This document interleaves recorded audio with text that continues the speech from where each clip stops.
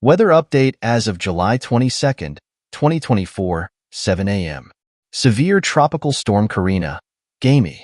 Pinalakas ang southwest monsoon, o habagat, nagdadala ito ng moderate to heavy rains na may kasamang bagso ng hangin sa malaking bahagi ng Luzon, including Palawan.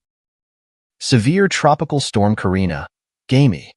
It is located near 17.5 degrees north, 125.5 degrees east, approximately 400 km from Tuguegarao City, Cagayan, over Philippine Sea, and is tracking north-northwest to north toward northern Taiwan and the Ryukyu Island area at a speed of 10 km per hour.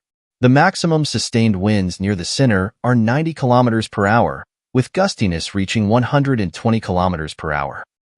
The 4 to 5 days forecast trajectory of severe tropical storm Karina, Gamey. Magpapatuloy ang galaw nito pa northward, habang nasa east of northern Luzon, o sa Philippine Sea. Ito ay inaasahan lalabas ng Philippine Area of Responsibility sa July 24. Hinahatak nito ang habagat, o ang southwest monsoon, na makakaapekto sa malaking bahagi ng Luzon, including Palawan. Ito ay patuloy babantayan sa mga posibleng pagbabago sa mga susunod na mga araw.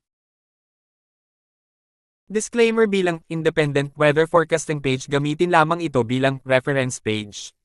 Donate any amount at GCash number 0945-322-4311 to improve our forecasting in the near future. Stay safe.